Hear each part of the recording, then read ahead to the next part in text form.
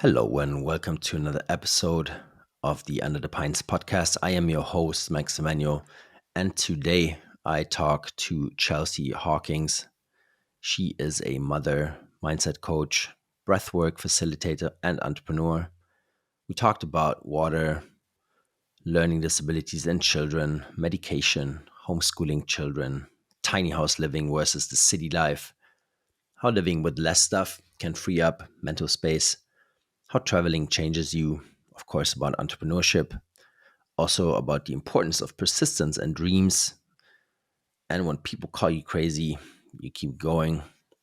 Talked about pros and cons of books versus cloud based content, encyclopedias versus Wikipedia, writing down stuff versus typing on a device, breathwork being of utmost importance, focusing on one's breath being crucial, and some tips for beginners in that niche as well. We talked about nature being the best supplement, about organic food, the importance of eating head to tail, and excuse the audio at times. We did our best to keep it clean. So please like and subscribe if you haven't already. Leave a comment, and I'll see you on the next one. Hello, Chelsey. Hello. Welcome to the show. Thank you for having me. Yeah, absolutely. Thank you for taking the time. Mm-hmm. So we spoke just a bit beforehand, and I know you love to, go deep on the water rabbit hole. So maybe let's start there.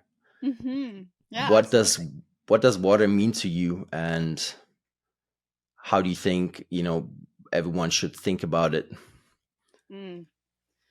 I think the world is really confused about water right now, as we've seen. We might get started real fast here.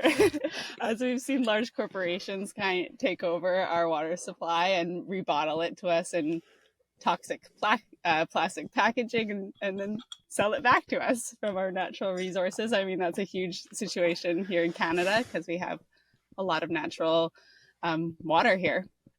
So I think just in general, people are confused about water and also are just buying the story that like, oh, of course, like this is water and here's our tap water and they've piped it all to us. How wonderful. And I can remember as a child, we live in like on farmland. We had a well, and about my dad just being like, oh, like the city water is almost to us. Like we're one block away from getting city water. And he was like, yeah, I want to get city water. I want to get city water. And we never got it. We're still on a well. But now looking back in hindsight, I'm like, whoa, like just the trickery that's happened with the water situation as they're piping water back to us that's actually toxic. It's full of fluoride and chemicals. It's full of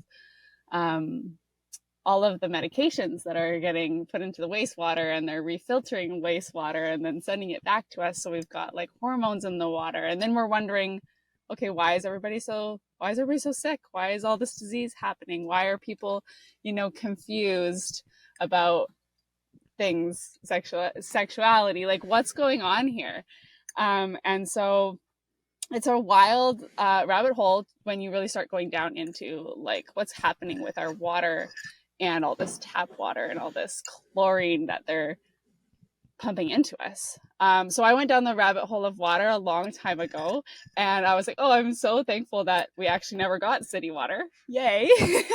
But at the same time, it's not just, our well is not great well water either. So this is the adventure that we get to go on and trying to find good, clean water.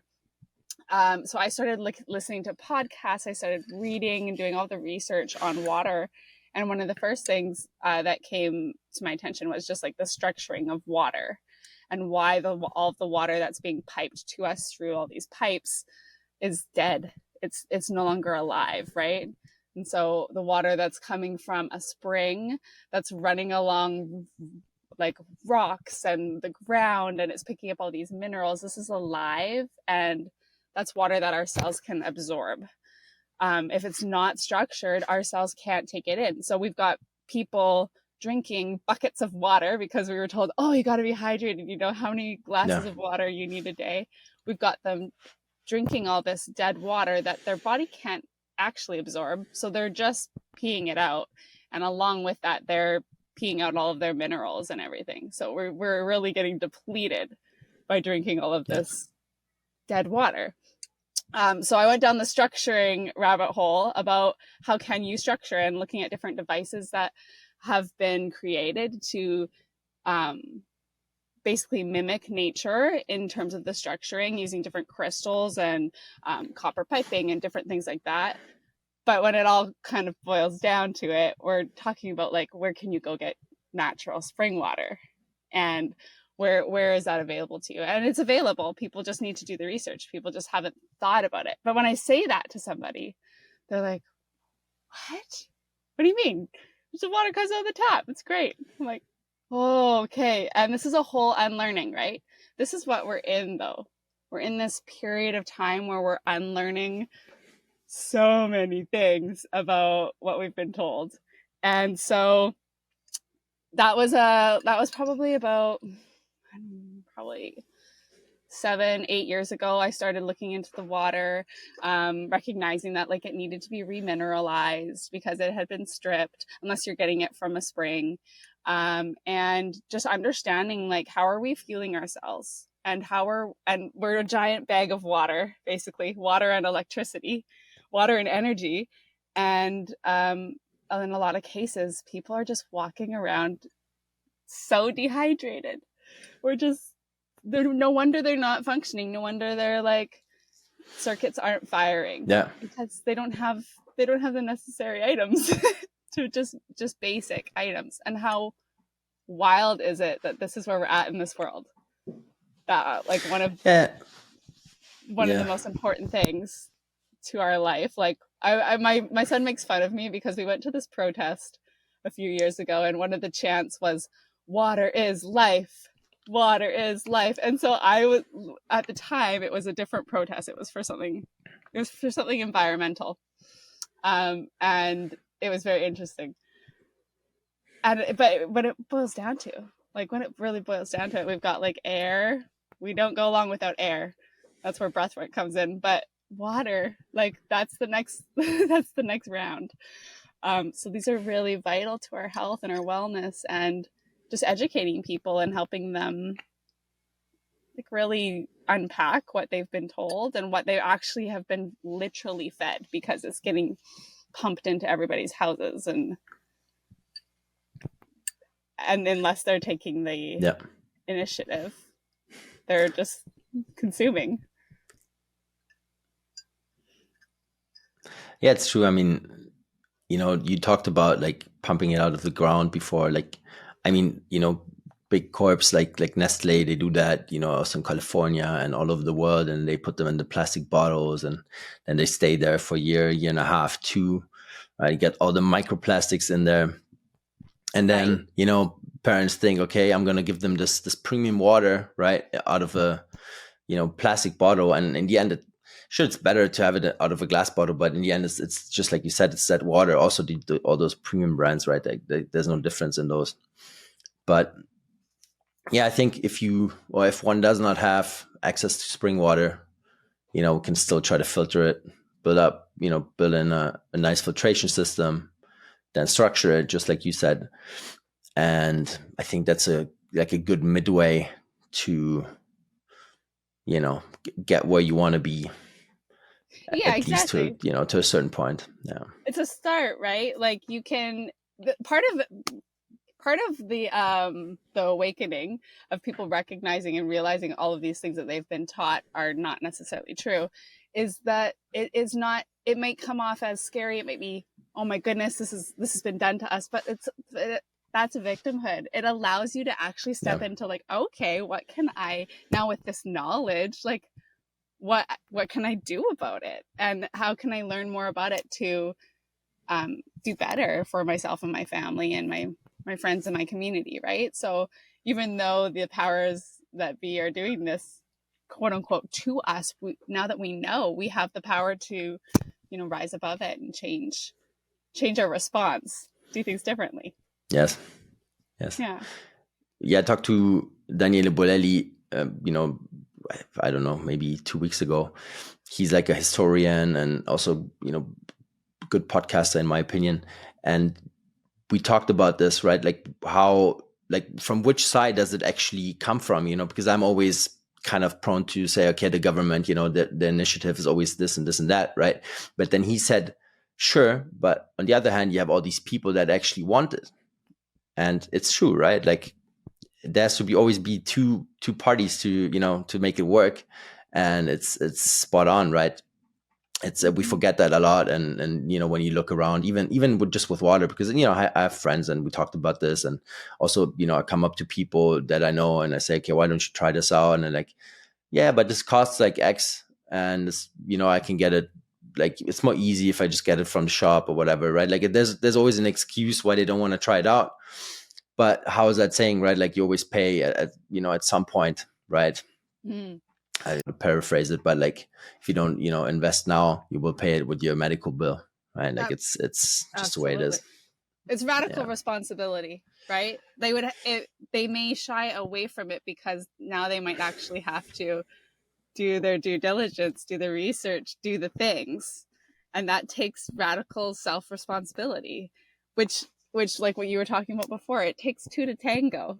It takes two to tango. So sure the government is doing this, but what if people are signing up for it, if people are engaging with it, then they're tangoing. Yes. They're in a dance.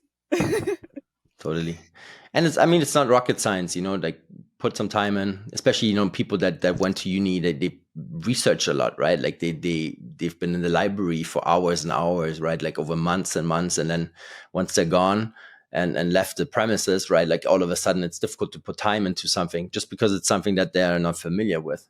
Yeah, it was interesting, especially these last couple of years, right? Because the evidence is there, and you just have to put some time in yourself, right? Because like just people kind of giving you the info is not going to do it. Like you have to learn yourself, right? Yes, Otherwise yes, it's not going to get there. Yeah. exactly. And we were given the silver linings where we were given time to Yes. sit down and like go into that. And for me, like I'm a lifelong learner. I love to I'm always like wanting to learn more and like do better and figure out different ways. And so for me, I was like, oh, I was jumping down all sorts of rabbit holes. I was researching all sorts of things, and it was and not just in like what the government was doing, but in all of the ways of life and what we're here to do. And yeah, Yeah, that's the whole process, right, of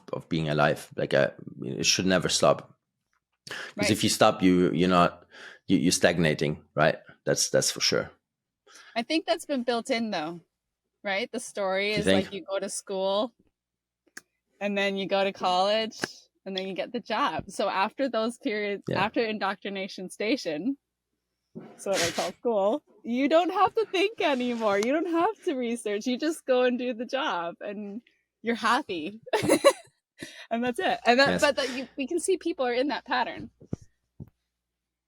Yeah, I'm not sure. Maybe I'm somewhat in a bubble. I used to be, because most of the people I know that they're doing something by themselves, right? Like I don't really have that many people that are doing the 9 to 5 game. Maybe Mm-hmm. I don't know, maybe 15% or so of the people I talk to, and that's probably also a reason why I'm not really messing with that too much. But it's true. Like if once you're in that rat race, once you're locked in, it's difficult to get out of it. I mean, I know a few people that kind of did the managed to jump off, but then it was quite drastic. It's like right away moving the country and right, like completely out of the thing, and right, just like a soft landing is probably not really possible there. So Right. It's like jump yeah, or don't. I yeah, think exactly. for me, I had because we've been entrepreneurs for so long, I don't have a ton of people in my close network that are on the 9 to 5, but because of our one business, I do talk to a lot of people who are on a 9 to 5 schedule. And but one of the products we make is it's a healthy soup. It's like soup in a package. And you just dump it in. And the whole concept is like, if you're at work and you've been working all day and you're just tired and you just need a quick healthy meal, you just cook this one pot meal.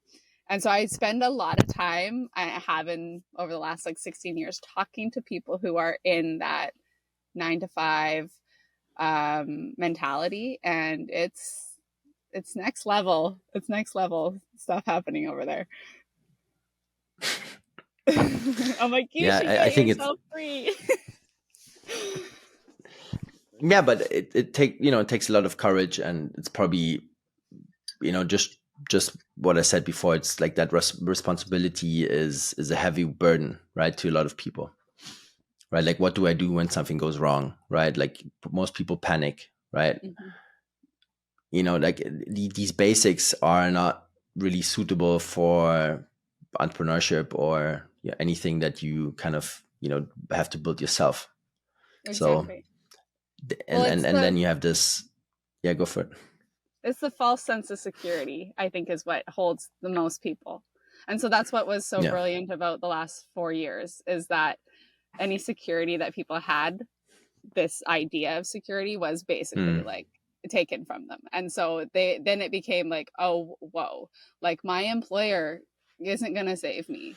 My job's not going to save me. Like, these are the real situations that are happening, because the story is that you go and you get the like well-paying, safe, secure, stable job, and you're good, and then and life is great, and you carry on. But then that fell out. The bottom fell out on that story for a lot of people, and so it's coming back to the realization for people that like security is built within. Like it has nothing to do with your job or what you're doing or even your business, any of those things. Like, because all of that can fall off, all of that can fall away. You can lose your whole business, but as an entrepreneur, if you've done it one time, you can do it again. And that security is built within you, right? So it was a chance for people to like figure out like, whoa, everything is coming from me. Like, I create it. I get to create it. And the people who stay in the 9 to 5 are, I think, a lot of the main reason is for this secure paycheck that's coming in, because otherwise they're going to have to figure out how they're going to do it, how it's going to come in all the time. Yeah, it's like a fine line, because they know once they switch, there's going to be like a like a valley of income, right? Like close to zero for X amount of time. Then they don't know how long that's going to take, right? Then most people, they don't really have many savings, and if they do, it's probably somewhere invested, and they don't want to touch that.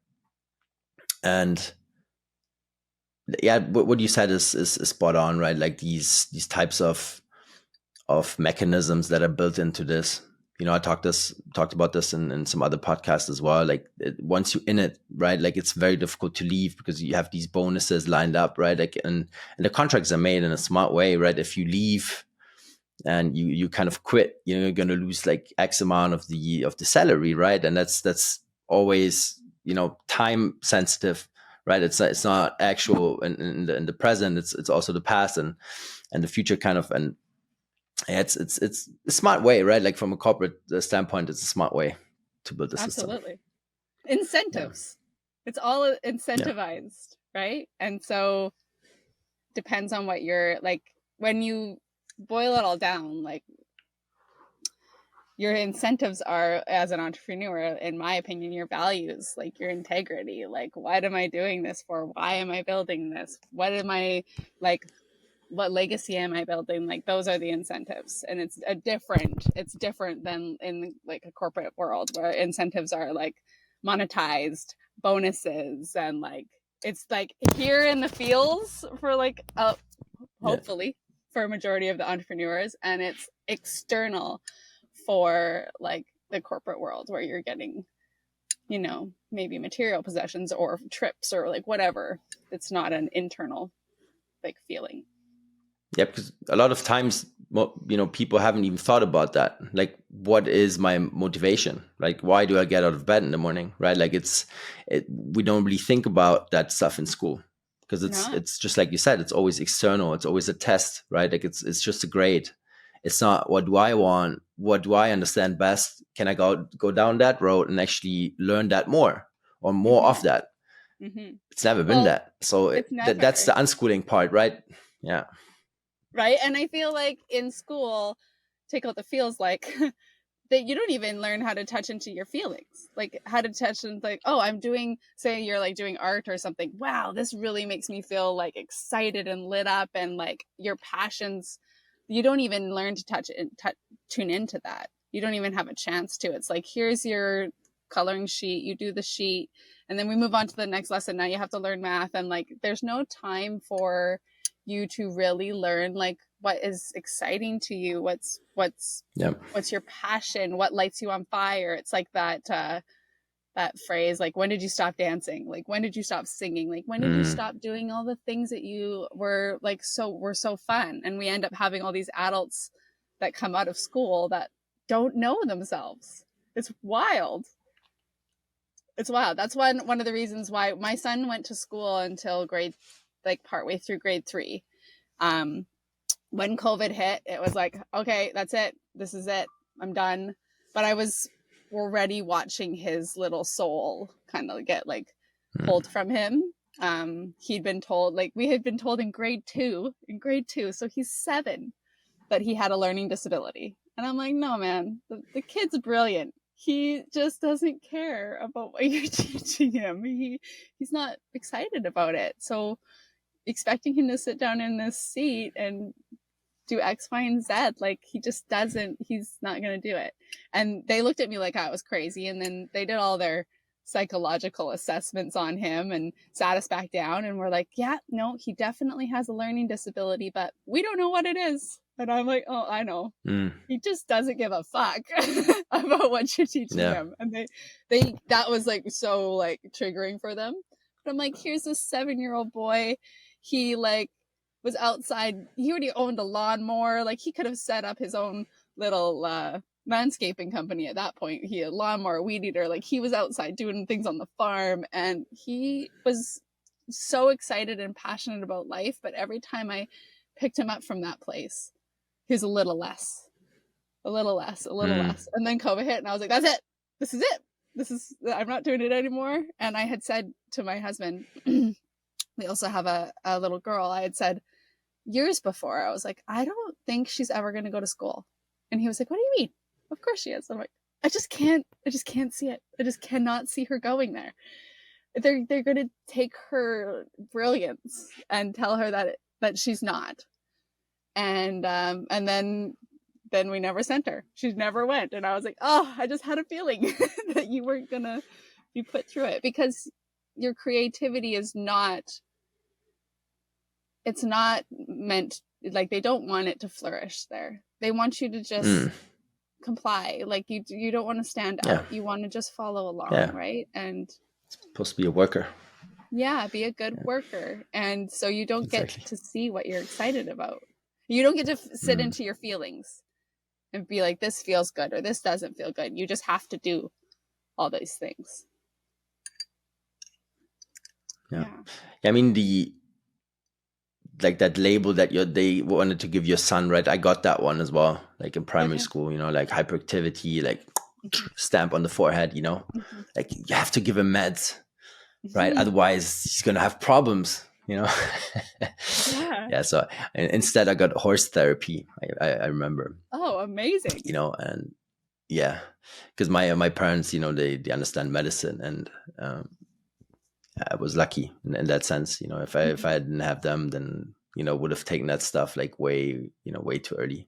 Mm-hmm. Later, Mm-hmm. then in university, I went myself and got them, which was, in hindsight, it was needed at the time to get through it. But yeah, it had a long tail of other stuff that came with it, right? Like a lot Mm-hmm. of tendencies, in that drug field, but it's definitely it's like, especially these type of drugs, when you give them to children, they change you, like and they change children, like when the brain isn't even fully developed, right? Like the changes that are done to that brain are so drastic. Like all the research is being hidden, basically. Nobody talks about that stuff, but like that stuff damages, like on a big scale, and all of them probably, right? Like I don't think there's anything that that is actually beneficial, like from that learning disability kind of standpoint, right? Because I mean, just because someone is not listening to the stuff you're saying doesn't mean that, you know, he doesn't listen to something else that he's more interested in, right? Like especially boys, they're not made to sit inside in a box when the sun is shining. Like they have to run around and do bullshit and,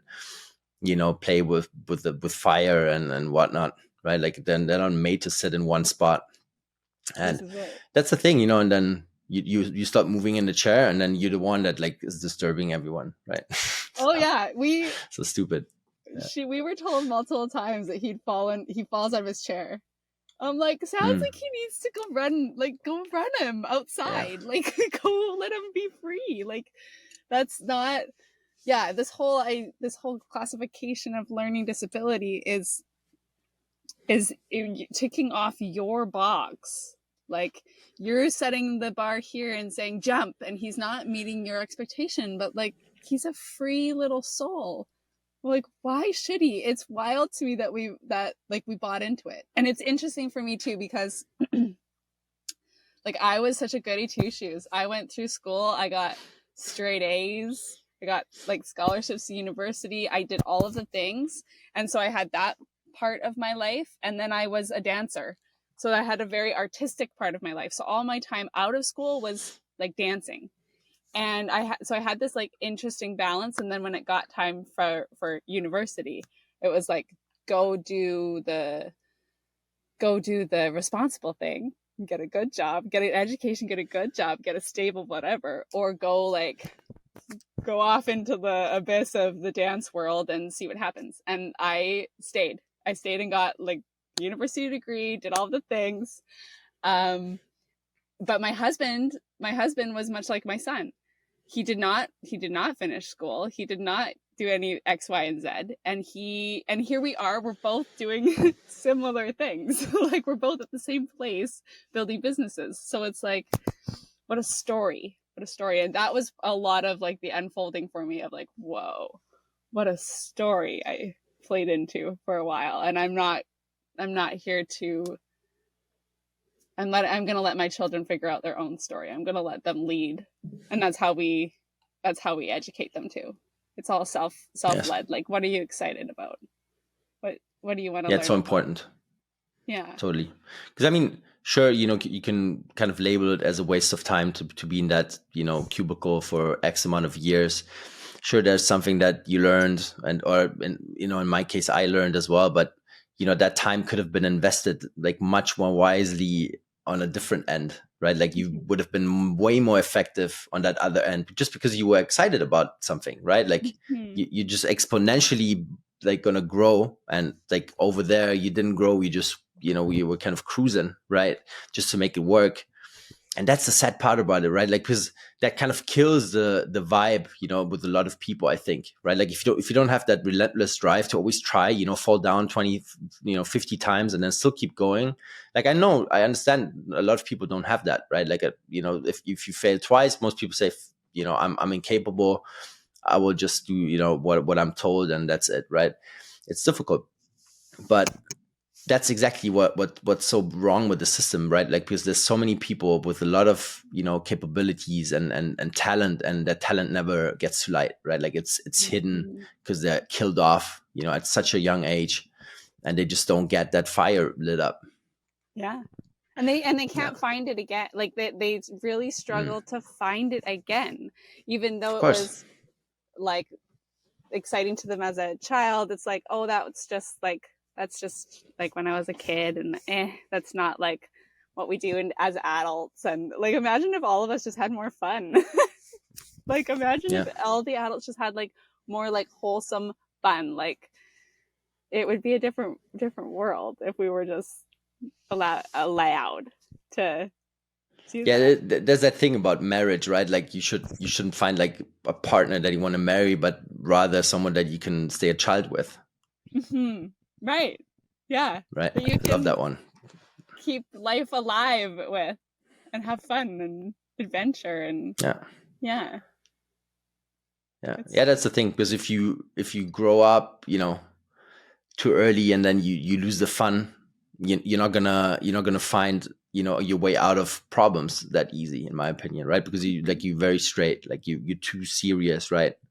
Hmm. And that's such a big part of entrepreneurship or anything that you kind of problem solving, right? It's like just have that bird's eye view, move a Yeah, bit to the side, look at it from a different perspective.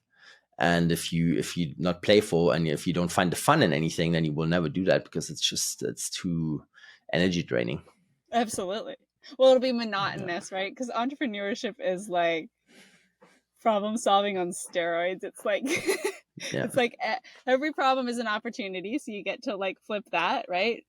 It's an opportunity to create again, look at it differently, figure out, but it is like all the time, and it's like it's big ones and small ones and medium ones, but it's a daily game of playing like how are we going to solve this, what are we going to do differently here. So yeah. you got to play with it, right? If that's when you can sit in it and get creative, that's when you'll be able to come up with something that's going to work. uh, Otherwise you're just trying to stick like a peg into like a square hole. It doesn't work. Yeah, totally. I mean, what I learned throughout the years, and it took me long to get this, is it's actually a quest to work on everything in that you kind of have to be good at in order to be a complete entrepreneur. Because like if you neglect one part of yourself, then you're not going to make it, right? Like you have Mm-hmm. to be aware of all your strong suit and your the parts that you shit at, otherwise you're not going to make it. And that's so crazy about it, right? Because like you're also not taught that in business school, right? Like in business school it's all about skills, right? Like learn that skill, go hard on that skill, and everything else is going to solve itself. But it's not the case, right? Like you have to really work on yourself first, like on all the levels. Otherwise, yeah, you're doomed, like to fail This, for sure. yeah. Well, Yeah. you are like you're the foundation of everything, right? So if you're building Mm. this business and you yourself are on shaky ground, you haven't sorted your situations out, that business is not going to thrive. It simply can't, because something's going to happen. There's going to be a hiccup. There's going to be a problem. There's going to be something. And if you haven't, if you don't have that solid, like knowing in yourself that you like, it'll fall apart. Right. And so it's like entrepreneurship is literally like the biggest self actualization, self building. Like it's the hugest exercise in that, because you're really going to learn, you're really going to get to know yourself if you're in business for yourself. You're going to get to Yeah. sort it If you do all it out. truthfully, right? Right. If you actually look yourself in the mirror while you're doing it, and that was also a problem with me. I had like all these distractions around me all the time, right? So I was coasting, it was going okay, and sure, wrong partners at some point, and also businesses going down the drain and stuff. But like that was the main issue, right? That I wasn't fully focused on myself, right? And once I changed that, then the like stuff worked, right? Like it's Mm-hmm. completely different basis. It's all about focus in the end, and if you have the focus, then you will also see what's not working and what you have to change, and what you have to adapt to, and what you have to get rid of. Also super Mm-hmm. important, right? Like who's with you in that team, who's pulling you down. Also the private life, right? Because that when I was younger, I also always thought, okay, I can separate it. What I do privately has nothing to do with the business life, and that's also like such a big mistake, because it will never be separate. Not when you're an entrepreneur. No, it's Yeah, it's so intertwined in every aspect of your life, that there's so it requires boundaries, right? So it requires boundaries, but like there's not going to be a separation. Not like the like go to work 9 to 5, come home, forget about it, get back up, go and do that. Like it won't be yeah, like that for an entrepreneur. It's it's just, especially if you're doing it because you're passionate about it and you're excited about it, because that is going to come out in all of the places in your life. It's going to show up in all of your conversations and all of those things because you're excited about it and you want to share more about it, right? So yeah, definitely having that separation is not really feasible. But having boundaries, I think that was one of the things I got to learn about business and personal life is like, how can I set up reasonable boundaries Oh, for yeah. myself so that where I still have balance. There still needs to be some balance at some point. Mm-hmm. Yeah, Yeah. boundaries is a huge one, massive one. For me, that was a big epiphany, because I had this pattern that I would help people, even I thought they're friends or you know, and that they needed the help, right? So I would let them in, I had a big apartment, so here's a room, you can stay there, and you just have so much energy, right, that you can allocate. Right. And if you have these parasites constantly draining you, sure, nothing's going to work on the other end. Right. But like, get that into your head at that point. Right. Like it took a couple years until I got it. And that's a huge one. Yeah. But Mm-hmm. I guess, that's part of the journey. Right. Like you have to learn for yourself.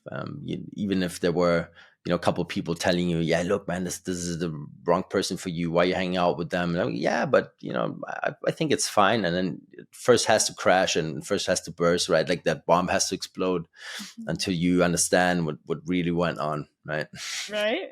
Yeah. Well, Yeah, there's lessons in all of it. There's lessons in every bit of it.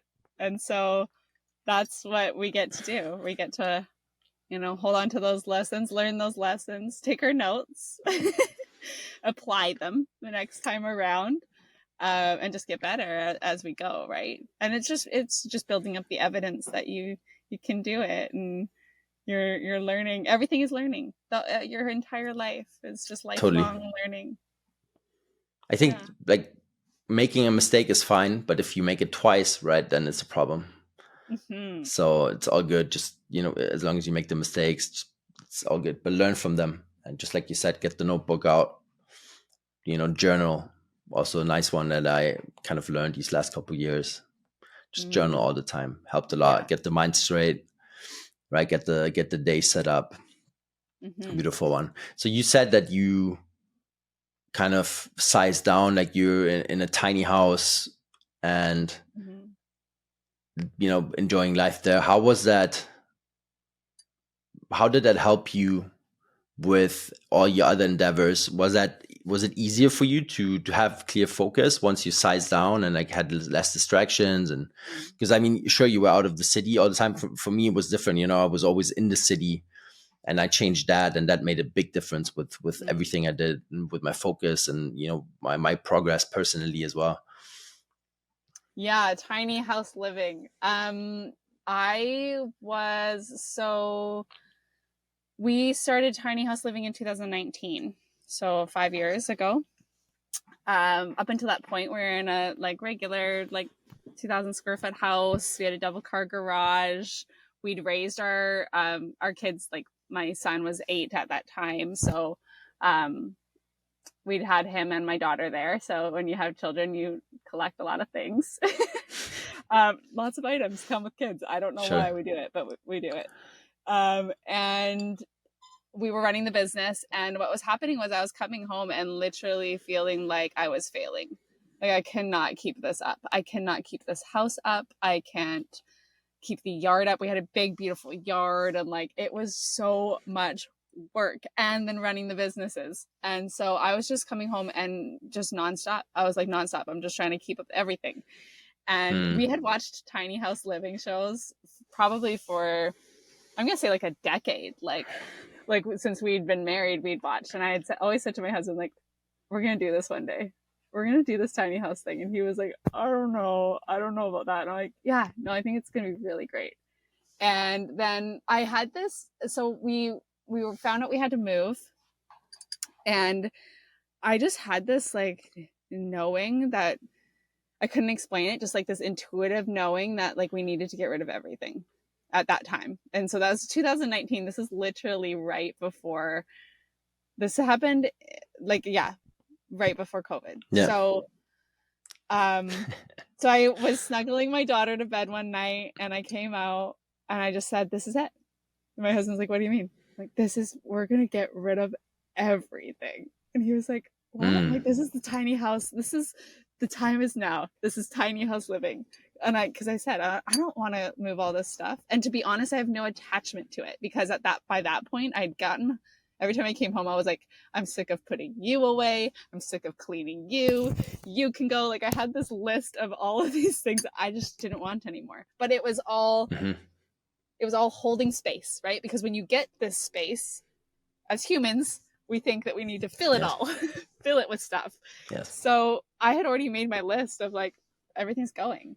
And my husband was like, okay, it's the dead of winter in Canada. So it's like December in Canada. It's cold and we have 2 months. And I'm like, this is it. We're going to get rid of all of it. We have 2 months to totally change our lives and start this tiny house adventure.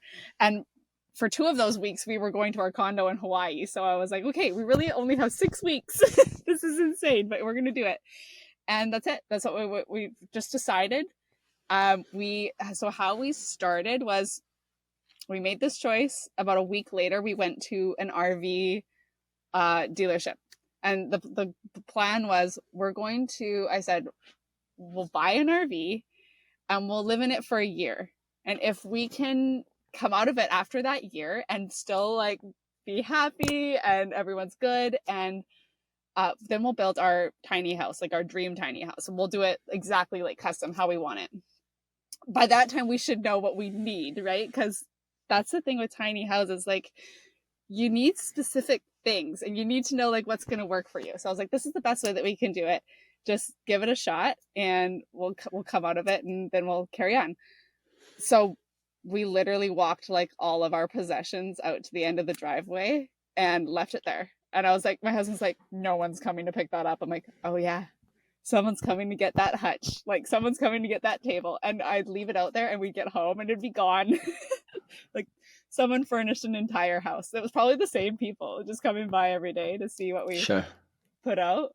And so, yeah, March of 2019, we moved into our RV. We parked it on my parents' property.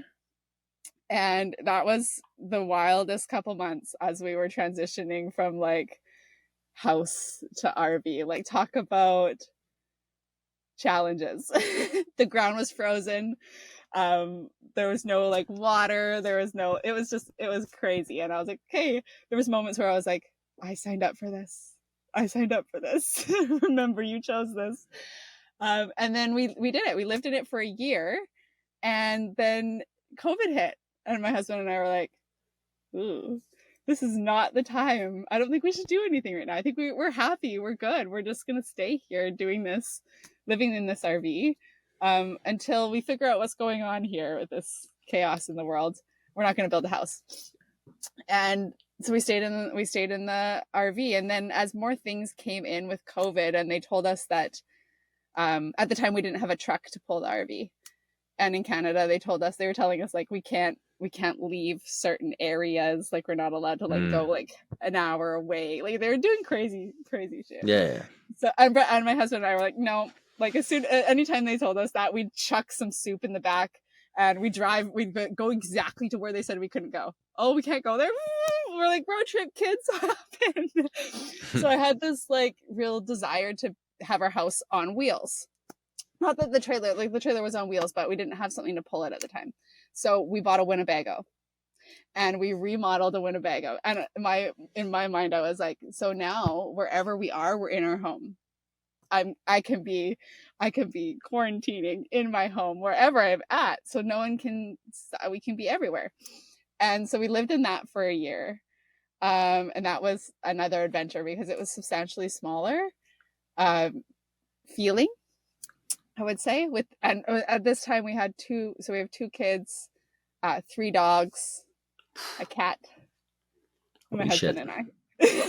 Yeah, it was we love each other. We definitely all like really love each other. The animals is an extra. Whoa. Yeah. Well, and also remember, we also we spend all our time together. We homeschool our children and we are entrepreneurs, so we literally are with each other all the time. Yeah. And then in about 8 months after the Winnebago, we stopped at an RV dealership, and there's an RV there, and or a tiny house there. I knew that they had tiny houses, and it was just on a whim. I was like, we need to stop there and look. And they had one tiny house that would work for us because it had 2 lofts. And the salesman said, "Oh well, that one's sold." And I said, "Well, it's still here." He's like, "But technically, it's got a deposit down, so that one's taken care of." And I'm like, "Well, that's the only one that would work." So I'm like, "Here's my number. If something doesn't happen there, you call us." And off we went. We went actually to a road trip to Alberta, so the province next to us. And so we were over there, and sure enough, like 5 days later, we get a phone call. He's like, "Tiny house didn't sell." I'm like, "It's sold. It's ours." So we ended up buying the actual tiny house, and that was a real lesson in patience for me, because I had really wanted to not be in the RV after the year. I had really been like, it's okay, like I can do this for a year in the RV, but like I don't like being cold. There were certain things about it that were like extra challenging. But when COVID hit, I was like, well, we're basically preparing for the end of the world. Like, we're basically preparing for off-grid living already. I'm like, this is great. Like, we've already kind of jumped that situation. But it was, yeah, I just had to keep holding the vision that we were going to get that tiny house, and that it was going to actually come into fruition. Because there was some moments there where I was like, with all the changes in the world and everything, I was like, I don't know, man. I don't know if we're going to get this, if this is going to actually pull through. But it did. It did. Yeah. Well, of course. I mean, once you kind of set your eyes on something, then all the negatives are popping up, right? Mm-hmm. It's like, yeah. right. Yeah. And then if you're not focused, if you're not locked down on it, then you will digress, right? Like you will hear that one thing, right, that's gonna like take you off course. And then, especially when you talk to people about it, and people, you have some people that like to talk shit, and it's just gonna lose the focus. But yeah, that's the thing, you kind of locked on it, and then you set your course, and now you're there, right? Like that's how it goes. Exactly. Yeah, exactly. How much did I want it? It came down to that. How much could I stand in it and understand, like, this is what I actually want. This is uncomfortable right now, and I really want this. And we had many people tell us that we were crazy, and what were we doing? And my family and my friends. It's always good. Yeah, they were like, "Are you sure?" I think if people call you crazy and like unreasonable, and like, you why are you doing this, and yeah, this is the wrong way, then that's a good one. Keep going. Stick to it. Yes, keep going. Yeah, exactly. Yeah. So we live in 250 square feet is our square footage. Yeah, that's like a tenth from what you were before, like a ninth. Yeah. Crazy stuff. Yeah, in the end, I think, like, how did that like change your work? Did you feel any effect? Like, surely probably there's not much of a difference from the RV to the tiny house, but like from the house to the RV, did you feel any changes, like in your ability to get stuff done? It calmed me down. Right. It calmed me down because I didn't feel the need to keep up with any of it. And like I had said before, like, we had made the decision, like, we never wanted to be house poor. Like, we were watching a lot of our friends buy real estate in Canada and just be a slave to their house and not be able to go travel and not be able to do anything. That they couldn't do anything. All they had to do was pay the mortgage. That was their main focus. And I never wanted that. My husband and I never wanted that. We traveled often. We loved traveling. There was one point in one summer we were home for like 5 days out of the entire summer. And so that was one of the reasons why I would always feel I'd come home and it'd be like, I feel like I'm keeping up with the Joneses, and I don't want to. Like, I'm over this. So when we changed, it was like my nervous system could just relax a little. because I can clean the house in like 30 minutes. It was like we couldn't bring more stuff in because there wasn't a place for it. I didn't have to put all these things away because we didn't have things. And so it was like really, it just calmed that part of my life down so that when I came home from work, because entrepreneurship can be very productive, right? There's a lot going on. There's lots of balls. There's lots of pots that are simmering. At least when I came home, I could, relax and like have that boundary of like, okay, home is like calm and safe and relaxing, and gives the balance of the Yeah, all not the, more stress on the nervous system, like not yeah, more on that end. yeah. Yeah, And it totally. was Yeah, I really like, remember. oh, sorry, go ahead. Yeah, I remember a time when in my early 20s, I was like studying a master's, and I was doing finance at the time, and ended up kind of traveling because I said, okay, fuck this, I'm not gonna go into finance anymore, right? Like I had some internship and I don't know, accounting or something like that. And after that, I was like, okay, no, for sure, no corporate for me. And then I started traveling, and then, a couple years I was just with a backpack, right? Like a big backpack and a small backpack, and actually staying in places for a couple of months at the time, right? And in hindsight, a couple years later, when you have an apartment, and then you have furniture, and then you have stuff, and then you have a car, and then I'm like, fucking hell, like how did I end up here? Like it was so much easier right on that end, right? And then, I mean, this thought, stuck with me until I had a son, because then it's different, right? Like all of a sudden, okay, it makes sense to have stuff. It makes sense to have some order. It makes sense to have separate rooms, right? Like you don't want to be in your own space, right? Like renting Airbnbs is a stressful thing. You get to an Airbnb, like I would always go somewhere, rent a couple days, and then see if it works out. If it works out, I would just talk to them and like rent for a couple of months, get a good price, and just pay cash or whatever. But you cannot do that with a kid. You need some structure, right? Like you need some routine, and that's Hmm. when it changed for me. But I remember those times, like it felt so easy. Like breathing was easy, right? Like it was like a breathwork session in itself, right? So, Yeah, so, yeah. yeah. Well, it was good. We had a good practice because our kids, we have a condo in Waikiki in Hawaii. It's funny because it's right in like city town, like town, like city, and that's one of the reasons why we bought it, because we're in the country. So I really, it's like super, like, wow, I can walk to a coffee shop. Like when we're on vacation, I'm like, whoa, we can walk to a coffee shop. So when we got the condo with the kids, it was really like exciting to be able to like throw them in a stroller and walk somewhere, because at home it's like buckle them in a car seat every time. It's like we're going on Mm, a on an adventure. trip. It's Yeah. a trip. Um, but we had the opportunity to just pack like so light with the kids and travel with them when they were little. Like I think my son's been to Hawaii like 17 times and he's only 12. So we packed him up a lot, and we practiced living in the condo in a small space with just a backpack for each of us. And that was really like, I was like, Mm. we can do this. Like everybody has one outfit for one day. It's 7 outfits. That's all you need. And like, it's so simple. And I feel better because I don't have like 20 loads of laundry to do. Like, this is better.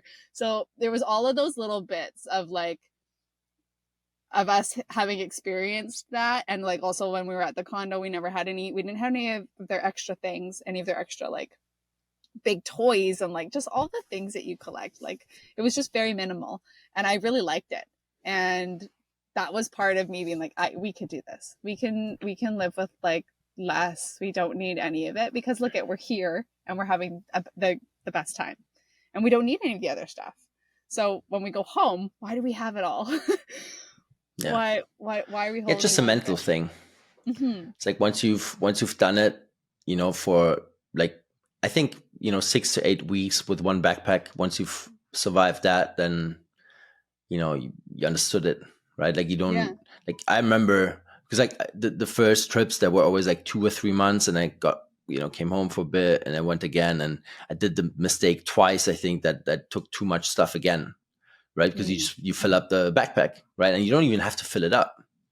right? Like you have, one good shirt if you want to go out at night. You have some better shoes, like some shit shoes, like it's so easy, right? And the rest is always the same stuff, and then you will wash it and you're good. But like it's so ingrained in your probably like habitual mindset, right? That you think you need a lot, you need choice, right? Mhm. Yeah, this is it. Yeah. Like, but when it comes down to it and you actually try it that way, like you're so Mm, free. It's so much more free feeling. Like I could, like the weight was lifted off. All of the stuff was gone. It was like the weight, the yes. stuff was holding me down. Like it was weighing me physically. Like I was like, oh. And when I have less, I feel lighter. I feel free. That's part of like the thought of the tiny house, is that like at any point we could, we bought the truck to pull it, so like at any Mm, point we could hook up the house and we could go. Like we're not stuck. I never want to feel stuck or trapped or like I can't leave. And so that was really like part of the motivation, was like to just be free, to just be more, where can we be more free in our lives? Because I was watching a lot of people just be totally just tied down with all of their items and all of their houses and their vehicles. And it's like I we my grandmother passed away. She was 103, and she lived in the same house for like 80, 90 years, forever, 80 years. And the amount of things that she had, the stuff that we went through, at the end of the day, like all of it had to find another place. And I was like, I'm breaking this for my family.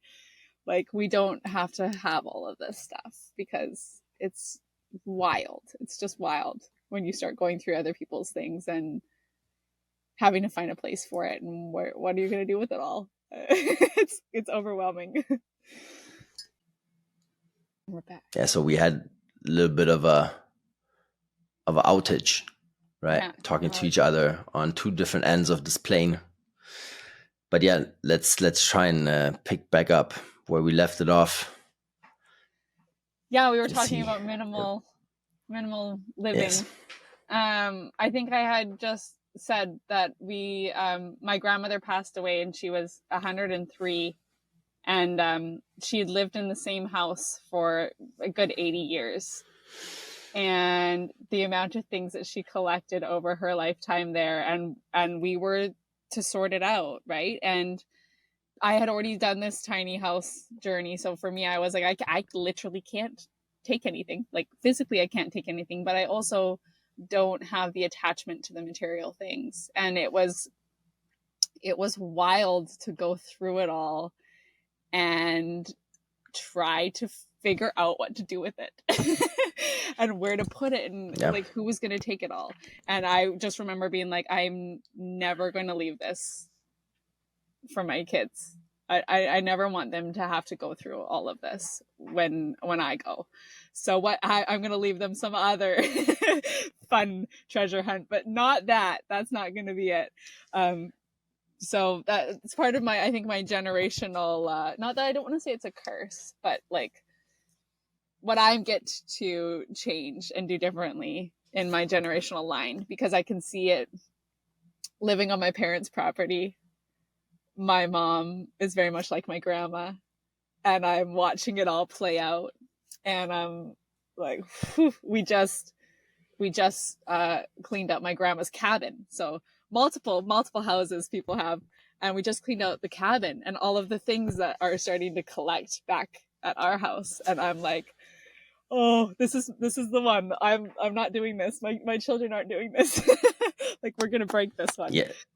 Yeah. I think it's actually it's like pretty egoistical if you just leave like a bunch of stuff, because it's more than just stuff, right? Like especially if it's from your parents, you don't want to just literally take everything and throw it away, because you kind of want to respect their stuff, right? And then they just didn't respect their own stuff and their own space, right? So they just popped it in there, and then for you it's like 10 times more difficult to actually find out what's important there and what not, right? Like it's, and also from an energetical kind of standpoint, I think it's super crazy if you have like because I witnessed the same thing, with my grandparents, and my parents, because they also left them exactly like what you described, like big spaces full with stuff, like 40 years old and 50 years old, like still from the war. And like, I'm like, holy shit, like I wouldn't have gone through that, but my parents did it, you know, because Yeah. they couldn't just take it and throw it away.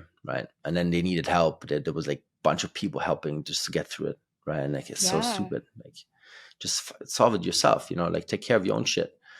Because it's kind of like taking your problems and then giving it to someone else. Right. You don't want Mm, to deal with it. mm. But and I Right. think just too, like the way the world has gone has been like especially for my parents' generation, like it's really been focused on like accumulating things, and like this idea of like keeping up with the Joneses, and the more things you have, the like whatever the story is, more successful you are, whatever it is, and um, yeah, it's for them. I think it's really I can see the struggle of like having to like let go of things and these material items, and we're really moving into a new world though. I think like the new generations that are coming aren't going to be focused on those sorts of things, and it's just going to be really really Yeah. different. So I'm excited for that Yeah. because It's easier if you, yeah, it's easier if you don't even like grow up with CDs and DVDs, right? And like the big vinyls, and just that was insane. Like I still remember the transition from CD to mini disc, right? I had that mini disc player, and then Walkman before that, and now it's all online. Now it's all in the cloud. I mean, just that, even like while you grow up, it's gonna declutter like already the space, right? Like without them even absolutely knowing, they're not even gonna think about having that big cupboard full of even books, right? Even books is not. It's different, right? Like it's it's crazy. so different. That's kind of scary though, right? Can we get into Mm, the cloud, and then they turn the cloud off. It's like, ooh, yeah, what happens next? We're gonna have to write all yeah, those books again. yeah, yeah. Who Right? knows? Who knows if we're gonna witness this? Yeah, who knows? Could Yeah. be, definitely. Yeah, and I'm just looking at, like, I have a bunch of books in here and old stuff, like big encyclopedias, and like, and now it's all Wikipedia, and who's the author, right? Who's the author of the article? Like, This is it. do you know that this is the real stuff, or is it altered, right? Who funded So it? Who funded the yeah, sure, article? it's always the same. It's always the same. Right? Yeah, but that's a problem with it, right? Like, because sure, the book was written by someone, and the someone maybe changed a few things before it got printed, but if it's the same book that was printed 20 years ago, you're reading the same book, right? Like, if you don't go on a site, you go to the cloud, it could have been altered in those 20 years, right? Absolutely. And yeah, maybe that works, in a positive and a negative, but I still think, paper is superior for some reason, right? Like having something in your hand and like writing, with a pen is an interesting, um, yeah, it kind of sticks differently, right? Like Mm, your brain picks it up in a different way, right? Like you process it in a different way than just hearing it with an audiobook, or, you know, typing letters on a phone. exactly. Yeah, exactly. I mean, you've had Mark on the podcast where he talks a lot about like the actual physical activity of the pen and the paper and getting the words on paper. Like it sticks in you. You learn it, Yes. right? And Yeah. then like he'll talk about like the next phase of the learning is like when you teach it. Then when you teach it, now you're Yeah. actually really learning it. It's getting that next level of like understanding the material that you're absorbing or you're taking in, you're learning. Um, Whereas like when it's just kind of out there in the cloud, it's like it, I don't know, it's just out there. Like it's not in you. It's like different. It's the different action of like you actually moving your body and your brain and your hand Mm. connecting, and it's a different energy for sure. Yeah, totally. Totally. Like do you do like breath work on a daily basis? Is it something that people should do on a daily basis? And how important do you think it is for a healthy lifestyle? It is top priority how you're breathing Mm. for a healthy lifestyle. Breath first, then water. Breath and water, those are your two. Yes, breath work every day. What we have is a lot of people running around in fight or flight. And I really dove into this at the beginning of 2020 when people were panicking, and there was just panic. It was panic everywhere.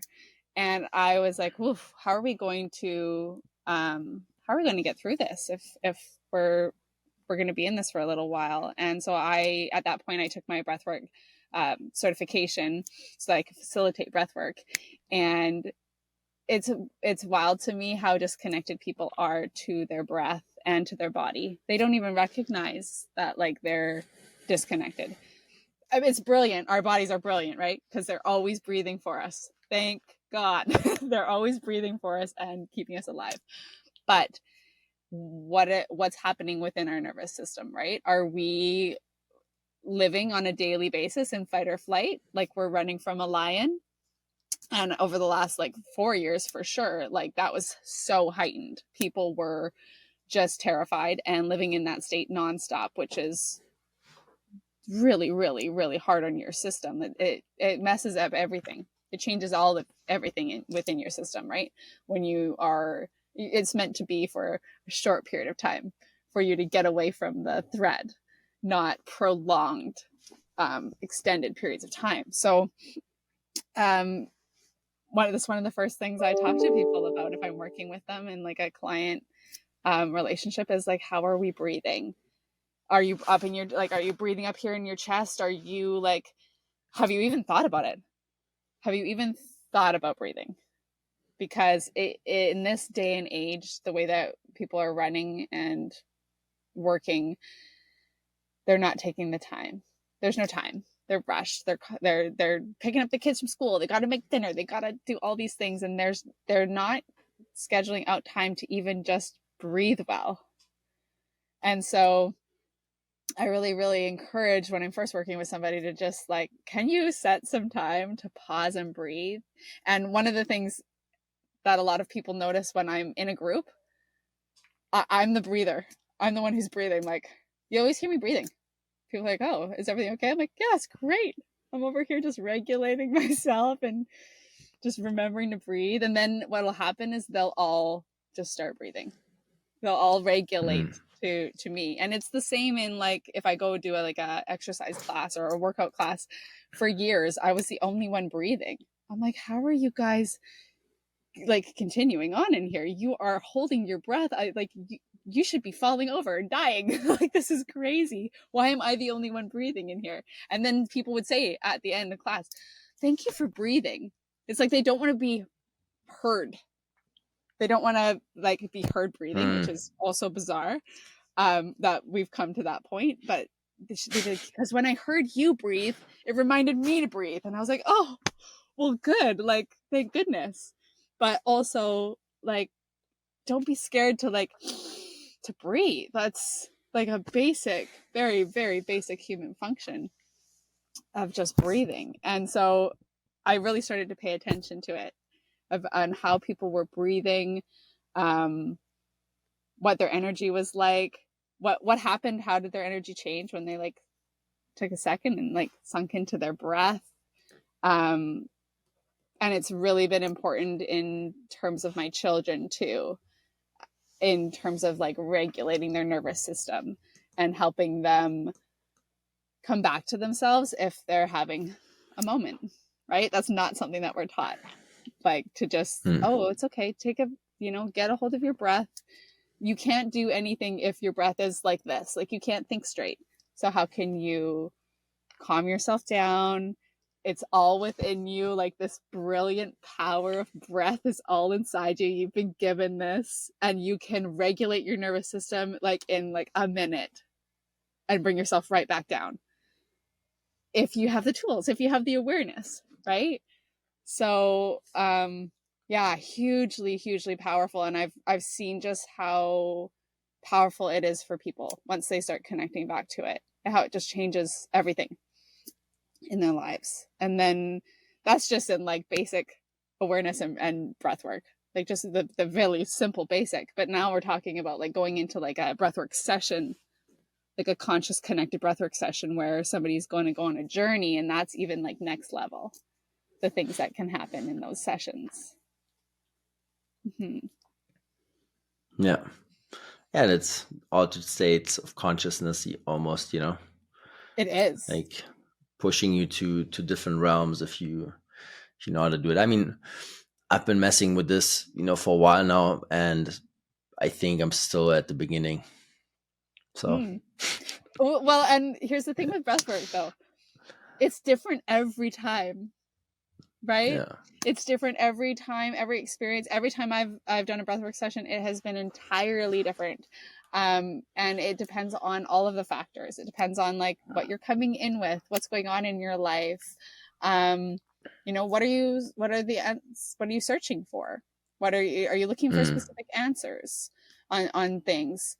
And it's just a brilliant way for you to connect back to yourself, because all of the answers lay within you, right? So if you can take that intentional time and really like dive into the practice, like it can be definitely take you to different places. And in terms of people with varying levels of trauma and like stagnant energy that they're holding in their body, like so transformative. Like it's amazing the release that people can achieve after working with some breath work, and just help them process that so that it gets out of their body. Mm-hmm. So what would you say is a good way to start for someone that, is new to this? Is it like, yeah, just if you have some tips. Mm-hmm. Yeah. Um, so I always encourage people to, if they can, carve out like some time in their morning routine, because how you set up your morning is how you set up your day. Um, and I always start with just simple box breathing, which is a simple like inhale through the nose, you hold for 4 counts at the top, and then you release for 4 counts, and then you hold for 4 counts at the bottom. So just like a box, 4, 4, 4, 4, and that will regulate your nervous system. And what I always say is that if you can just do that, and you can get a journal and take notes on like how you started, where you were at when you started, how you finished that session, and do it for a week and see what changes in your life. Take the notes, and then look at it, see what felt better, how did your day, what changed in your day, if you missed a day, what happened, right? I also really encourage people, if they have a story that they can't find the time, they don't have that time, a beautiful place to practice is in the car. Everybody's driving at some point, and it's really simple. It's not like you're going into like different altered states of consciousness or anything, but it's a beautiful place that you can just turn off the radio, or put a meditation on, or a good frequency on, and connect to your breath, because you're in the car. Plus it's going to help you if there's any crazy things happening outside, if you're stuck in traffic. Like, this is a brilliant way for you to a habit stack. I mean, not that driving's a habit, but you can stack this habit and consciously practice it, and then notice how you're feeling after. Notice how the drive went. It's really about tuning into like their awareness, right? It's really important that they're aware, because if you're not even aware, then, right, can you tune into your breath and see like, how is it feeling? How's your body feeling?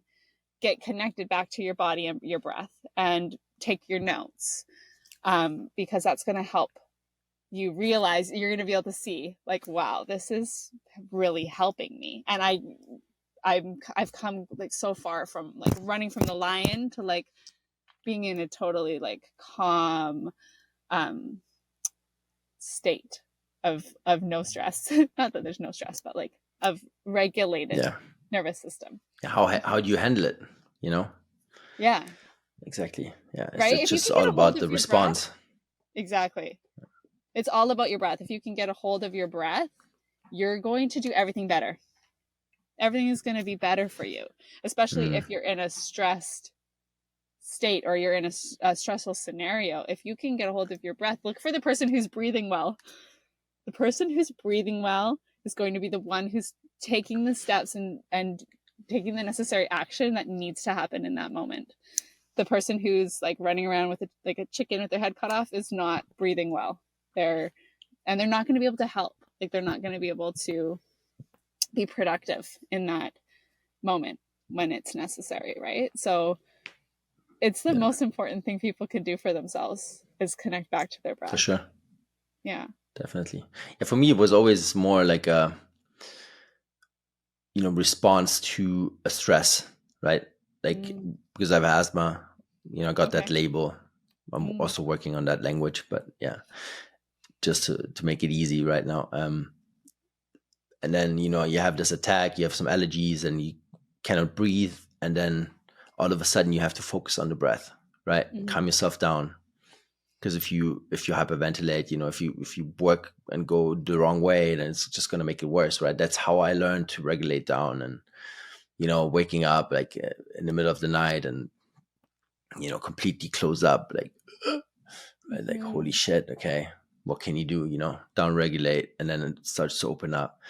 So for me, it was always that, and then never on the other side. I would consciously actually train breath work, right? Like up until I met my wife now, because she's also a facilitator, and she actually brought me closer to that. I mean, sure, I would have heard about it, in podcasts and stuff, but like, that's when I got into it. So definitely can recommend it. Sure, Wim Hof made it popular, I would say as well, right? Like it was probably the switch to making it public, let's say. Yeah, absolutely. Yeah, he definitely Yeah. kind of blew it up, and I Yeah. feel like we're just seeing the beginning of it. Like this is just the beginning of it, and I do feel in the next couple of years it's really going to take off, which is amazing for humanity. Imagine everybody Yes. breathing better.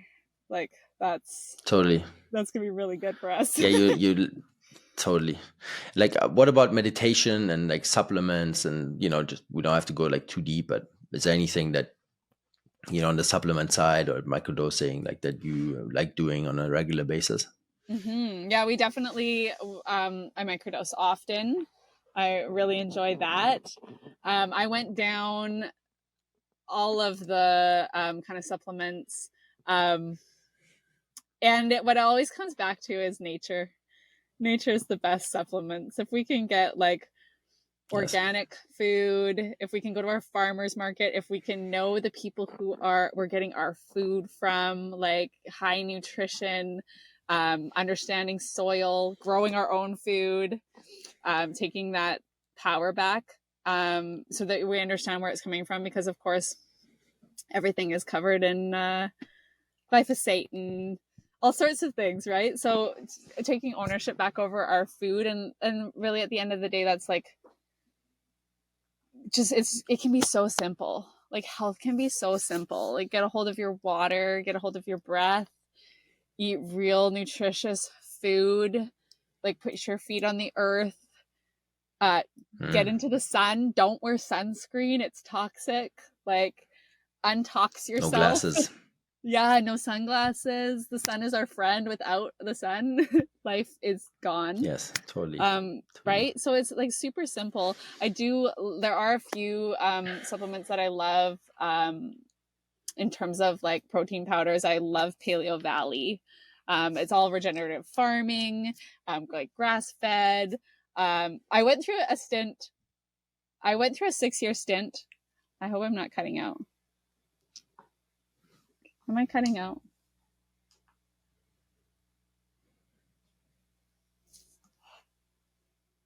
Did I cut out? Yeah. At Paleo Valley. Paleo Valley, yeah. Regenerative farming. I did have a brief period of time when I was vegan. Well, not Hmm. brief. It was 6 years. I was vegan for 6 years. And it was very eye-opening for me. But part of it was my husband worked for a slaughter plant for a decade. And we heard a lot of things about factory farming, and a lot of things happened within that Sure. Sure. facility. And so there was a lot of interesting things, right? But it's like coming back to like just nature and natural and knowing where you're getting all of your stuff from. But Paleo Absolutely. Valley is amazing. I love them. Cool. I Cool. also love Symbiotica. I use a lot of their Yeah. supplements as well. Yeah. Yeah. I've heard But about them. nature, like I said, nature's the best. She provides Yeah. everything. I think if if you feel something's wrong on some level, then get your levels checked, right? Like any supplements could help with that as well, right? But like if if you've balanced yourself out and you feel good, you eat well, like there's no need to supplement on a daily basis. I think it's just it's too crazy. But Mm-hmm. everyone has a different base like set and kind of